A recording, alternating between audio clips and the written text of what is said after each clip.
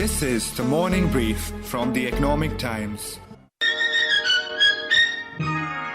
तो दीवाने शहर में रात में या दोपहर में आबुदाना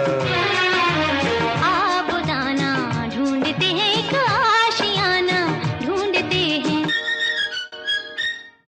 Over 1 crore homes are lying vacant all over India. There is an acute housing shortage in our cities.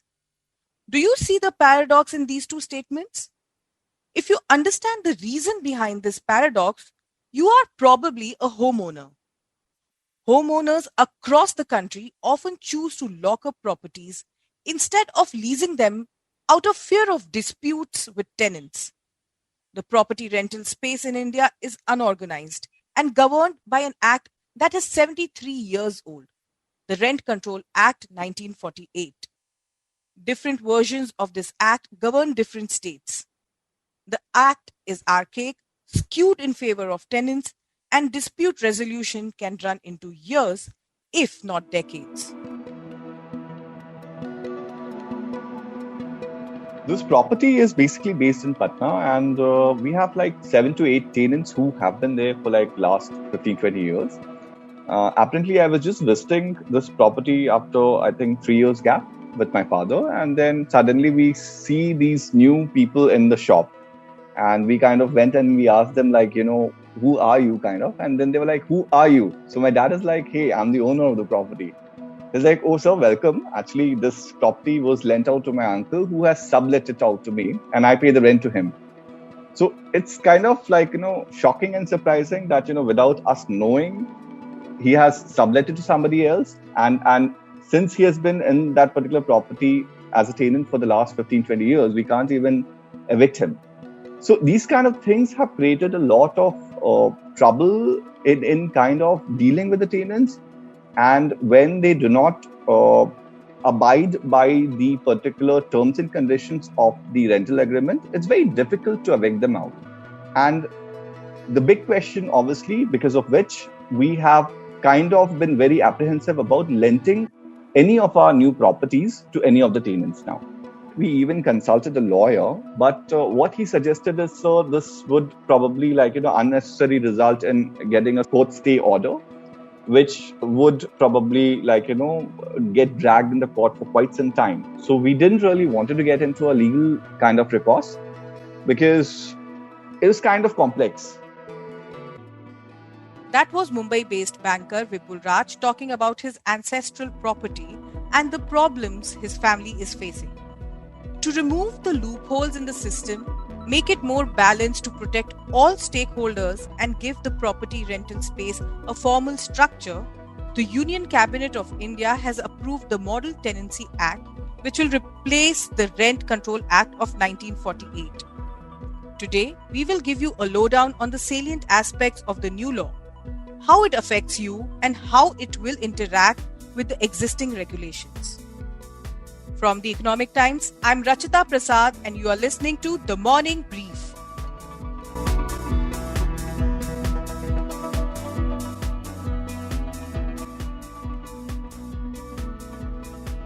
With us today are two guests who would take us through the new act. Cherag Balsara, legal counsel at the Bombay High Court. He has been a practicing lawyer for 30 years and has dealt with several real estate, rent dispute and property cases. He has defended tenants and homeowners in the past. Our second guest is Kailash Babar, journalist from the Economic Times, who writes on the real estate industry and has closely tracked the rental market.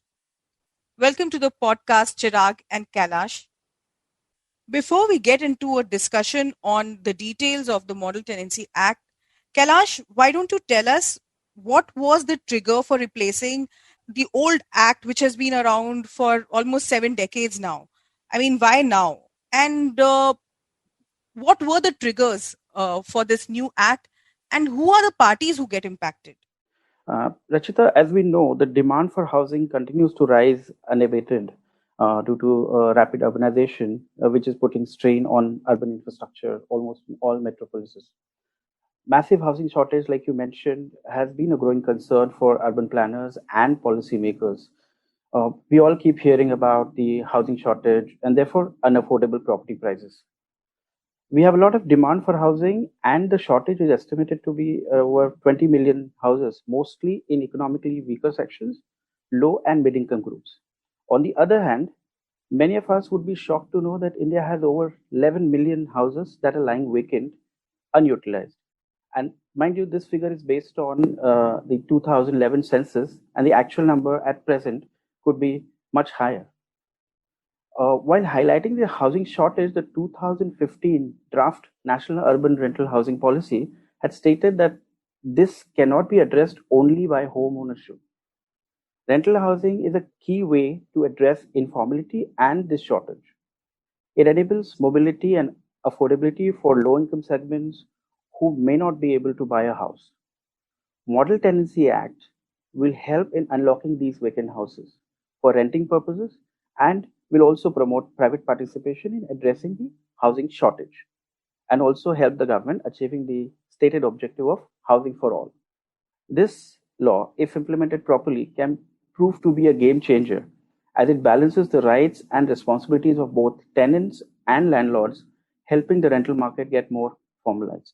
It's very hard to digest that you have, ready homes where people can just move in, but at the same time, there are people facing shortages. Chirag, you have been, involved with many cases, especially involving disputes between tenants and landlords.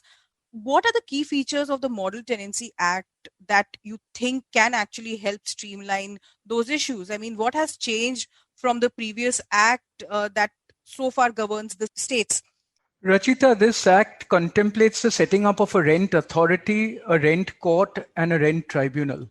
Now, the rent authority has certain adjudicatory powers also. So, certain matters such as disputes regarding revision of rent, etc., can be decided by the rent authority itself. That's the lowest level contemplated under the Act. And an appeal from the rent authority's decision lies to the rent court. Rent court has certain original powers also, power of eviction, etc. would be there with the rent court. And an appeal from the rent court lies to the rent tribunal. So these are independent adjudicatory bodies which would be set up under the provisions of the Act. And the best part of it is that the Code of Civil Procedure doesn't apply to these bodies. So the procedural lapse which normally takes place in rent courts, your detailed matters, summons, your evidence, hearing, etc., the procedural aspects don't apply. So the rigors of the Code of Civil Procedure don't apply. That's a very big plus point. So this would definitely speed up the adjudicatory mechanism. And, when we are looking at landlords, would this help them get protection against tenants who have been causing trouble? Also, at the same time, I mean, would it help tenants be safe and avoid bullying from landlords? How does it work? The most scary part for any landlord to give his premises out today is recovery of those premises. You have this situation where the courts take their own time, persons don't vacate, and generations together lose the entitlement to premises, and landlords just don't give out the premises. They keep them vacant. They don't give it out. So that is something which could come to an end if this process is put into motion and it works well. So the main issue will be not only setting up of these authorities, rent court, rent tribunal, but also keeping properly trained persons to man these authorities and tribunals, failing which this will not work. So you have that also. And there's another interesting aspect. There are timelines provided within which each authority is required to complete an adjudication. Timeline provided for the rent court to complete an adjudication, and also for the rent authority to complete an adjudication. Rent court is 90 days and rent authority is 60 days. So that is something, again, very beneficial in recovering premises. One more important feature which I found in the Act is that if a tenant is staying over illegally, for the first 2 months, he's required to pay double the rent that is agreed in the tenancy agreement. And subsequently, it would be 4 times the agreed rent. So that would put a major impediment or a major fear factor for a tenant to just litigate and avoid giving up the premises, because at the end of the day, he would be made to pay a huge amount. So it may not be worth his while to hold on to premises. It may be better to just peacefully go away and find some other premises. Today, if you go to see that there are no independent rent courts, these are proceedings which go on in Maharashtra at least, or in Bombay, in the Small Causes Courts Act. The courts are burdened with matters even other than rent matters. No dispute is really resolved for a period of approximately 10 years. There's an intercourt appeal. So that's a major impediment on giving out premises. So therefore, I see this as a paradigm change and a shift. And we will see large number of properties coming into the market once this act is adopted by the state government. And that is if this act is adopted by the state government. It's interesting because definitely, I mean, in terms of the dispute resolution, the time taken has been really a big problem, and it's been a nightmare for landlords to get tenants evicted in some cases. And like you said, cases have gone on for generations. What about the streamlining of process itself? Because this new act seems to be addressing, like, for example, I understand that the verbal agreements will no longer count at all. And there are some provisions about the rent increase. And so does it actually streamline the process to that extent in terms of reaching to an agreement between the landlord and the tenant? Rachita, I find one very important provision. There has to be a written tenancy agreement between the parties, and Section 4 makes it mandatory to register that agreement or notify the authority regarding the agreement entered into. So you have to actually file it with the authority. So later on, there is no dispute on what is the agreement between the parties so far as rent is concerned. And in case a dispute arises at a later stage also, like if you have an extension, that extension is also in writing and the terms are set out in writing. And if you do have a dispute on revision of rent, then again the adjudicatory power for that also is with the rent authority itself. The real necessity of this Model Tenancy Act, and you're absolutely right in describing this as a model act, because land is a state subject. If we were to enact legislation at the central government, I mean, the states would say, you are intruding onto our turf. That was Union Minister of Housing and Urban Affairs, Hardeep Singh Puri, speaking about the Model Tenancy Act. Kailash, Cherag very interestingly pointed out that all this will work if the states adapt it. So what are the steps required now for this act to actually come into effect? Will this be able to remove the discrepancies in rental market that we see right now in states? Because when I talk to people, I understand there are some states where landlords ask for 3 months of the rent as an advance. There are some states which have a completely different system altogether. So will this iron out those differences? Even though the central government has passed the Model Tenancy Act, states hold the power to modify this as per their requirement. Whether states will be able to retain the balance that the Act has tried to achieve between the rights of both tenants and landlords depends on how implementation finally takes place.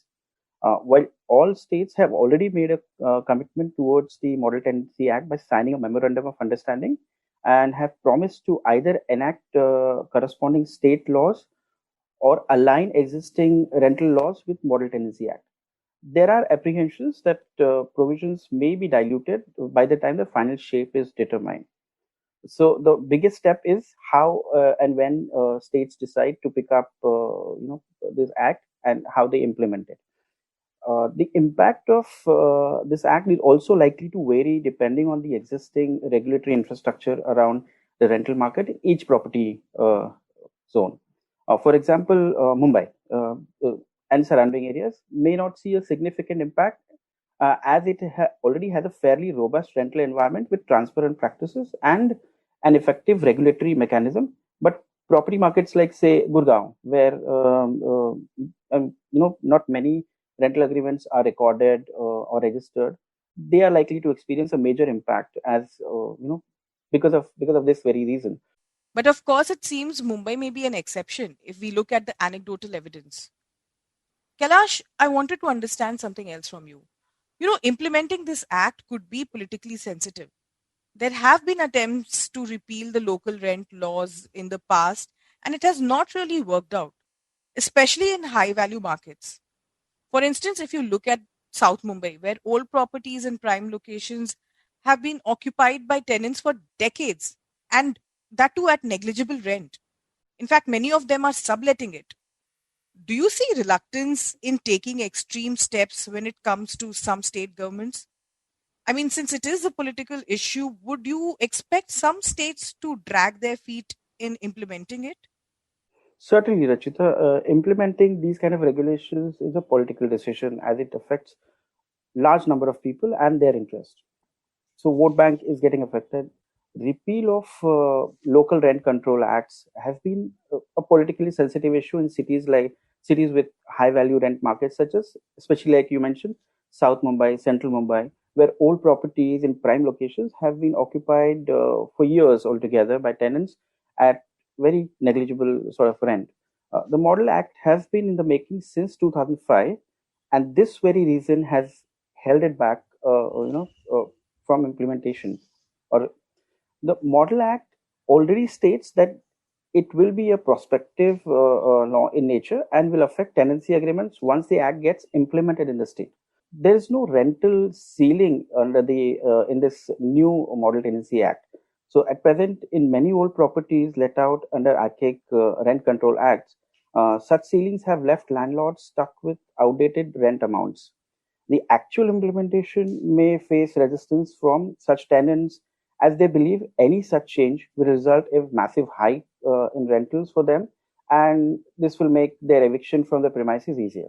Here in Maharashtra, particularly, we've seen Minister of Housing already making a statement that the government will not allow any injustice to the existing tenants and will study the model law and adopt only those points which are for the benefits of citizens. So anything dealing with hikes in rentals or eviction of existing tenants will not find a place in the state's law. That's what he has mentioned. So it has already caught that political flavor. Chirag, if I were to ask you, what is the timeline we could be looking at? Because this seems like a long process. Like you said, the timelines for different states could vary. We are also talking about setting up of a separate rent authority, court, tribunals. How much time could this whole process actually take? Well, no one can really predict what the legislature will do because timelines really in our system don't matter or don't really. No one can fix a timeline to anything. As a lawyer, if you ask me that how long will a certain litigation take, well, 2 years, 5 years, 10 years, generations. So that's how the timelines are. Even in case of legislation, because you could have some people pro this Model Rent Act, some legislatures against it. So you cannot predict timelines in this sort of situation. It's impossible. It was my dream to actually get out of my house and live by myself. And my first memory of looking at houses over here was just thinking how they're all like tin boxes and how they cost so much more than houses in Kolkata. इतने amount में जहाँ पर एक छोटा सा झोपड़ा भी अगर आप मुंबई में परचेस करने जाओगे तो more than 10 lakhs होता है.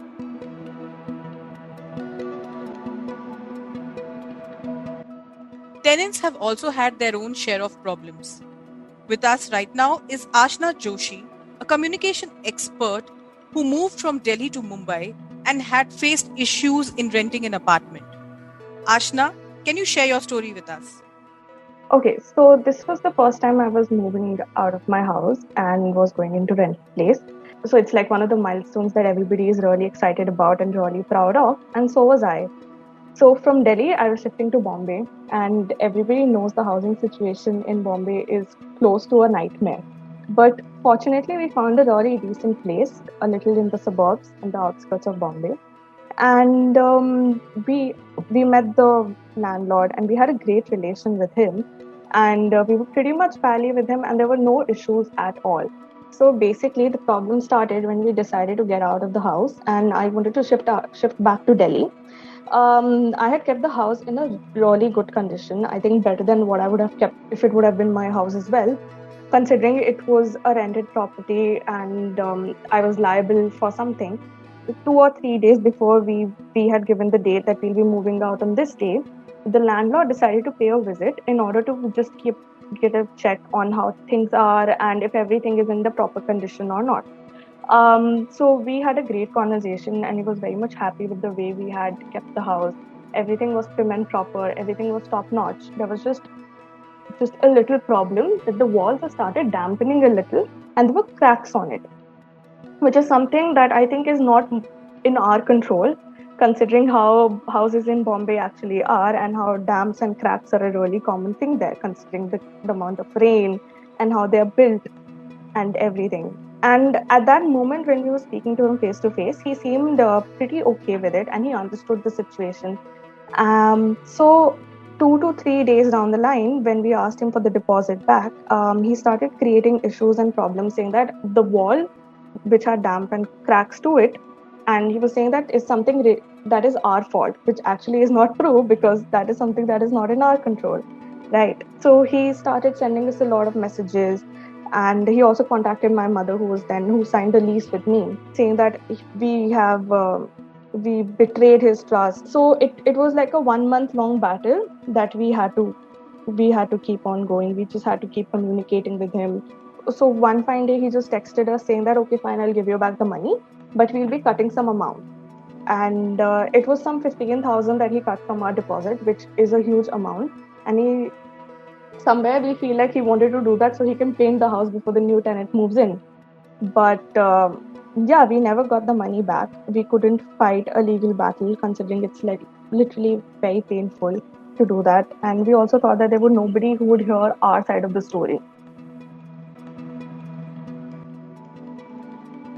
Chirag, I live in a rented place, and from what I understand from what both of you are saying, this seems to be taking care of a lot of gaps that existed with regards to protection to the landlord. Now, with the new changes coming in, should people who rent places like me, should we be concerned, or are our interest also being taken care of? Rachita, actually, it really wouldn't matter too much. My reading of the act is that it would come into force once a tenancy agreement is in place. And one lacuna that I find is it doesn't talk of the existing tenants, whether they have to enter into agreements or otherwise or whatever. So therefore, the fixation of rent in case of old tenancies is something that is not contemplated under the act at all. So I think that will be something which will require to be fixed or sorted out in some manner or the other. My reading is that this would only be prospective and not retrospective. That is my reading of it, unless some changes are made by the state legislature to make it retrospective, to make it applicable to existing tenants. Now, so far as evictions are concerned, it looks very good on paper. It looks very good on statute. But my experience has been otherwise, because even when there are such summary evictions and summary procedures set out, ultimately the matters reach the High Court, which has powers under the Constitution of India to interfere with orders, to remand matters, to stay the operation of orders, etc. So ultimately, the supervisory jurisdiction of the High Court is always there. So it's not going to be easy just throwing out people ipsy dixit or harassing existing tenants. There'll be a supervision of a High Court also above all the decisions of the Rent Court, Rent Authority, Rent Tribunal. So it's things aren't going to change that drastically for existing tenants, or there's nothing too much to be worried about on that front.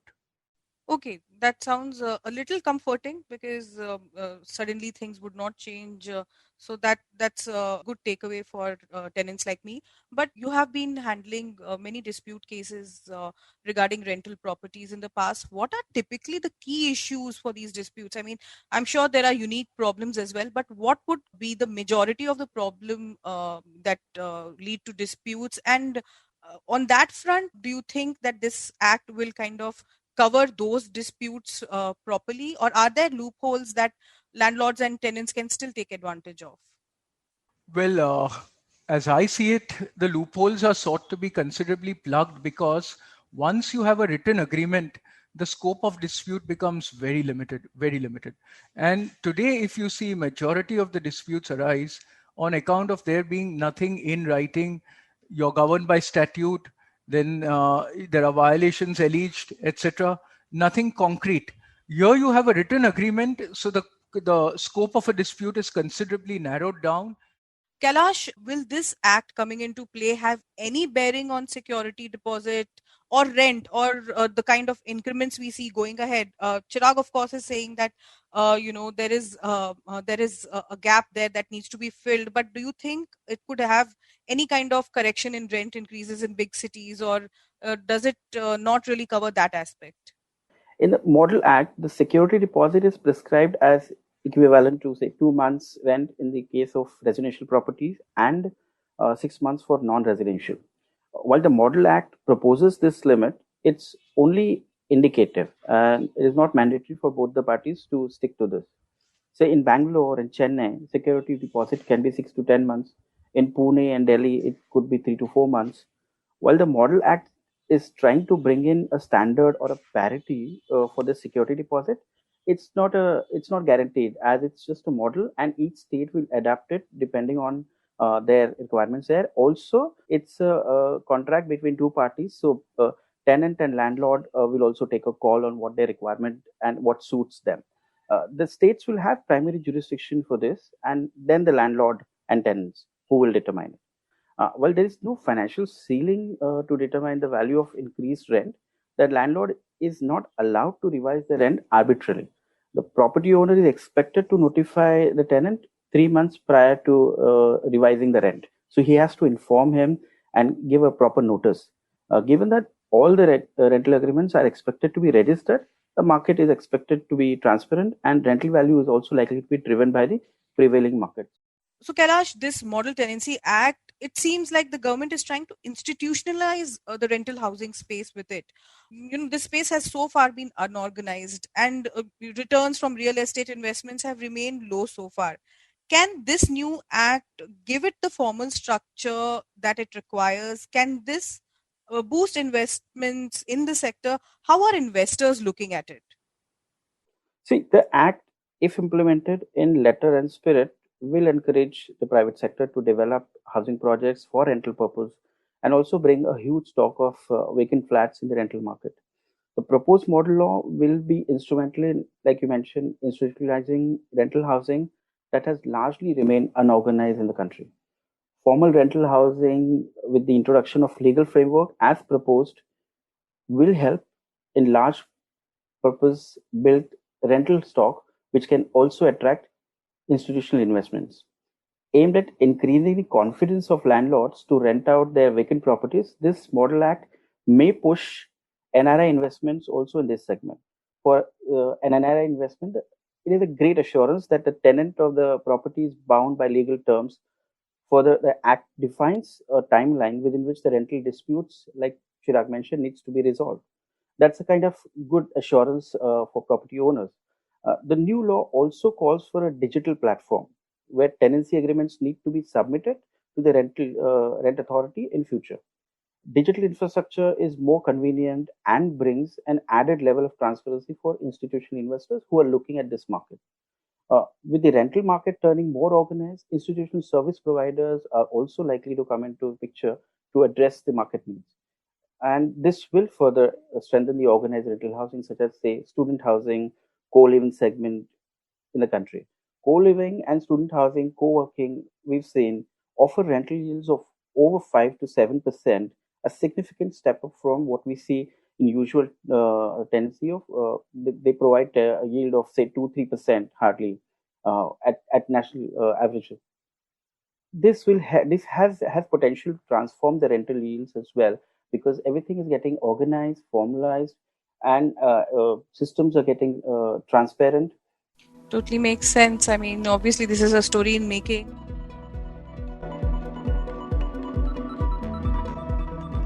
Thank you so much, Cherag and Kailash, for simplifying the Model Tenancy Act for us and in helping us understand how it will affect us. It clearly seems to be a move in the right direction in making the property rental market more organized. The trust issues between landlords and tenants can be resolved if the act is executed. And this can make available for rent many homes that have been so far locked up. An effective and speedy dispute resolution mechanism can go a long way in making life easier for tenants and landlords. It will also make the property rental market attractive for investors. Now, how the states adopt it, and by when can we see them setting up rent authorities, court and tribunals in every district is something we will have to wait and watch. That's all from us today.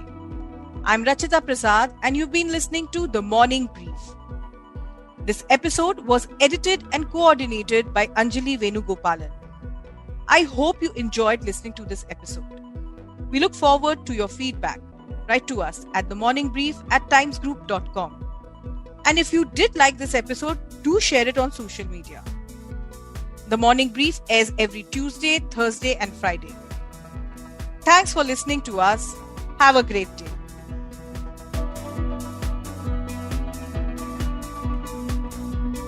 All external sound clips in this episode belong to the respective owners. Credit mentioned in the description.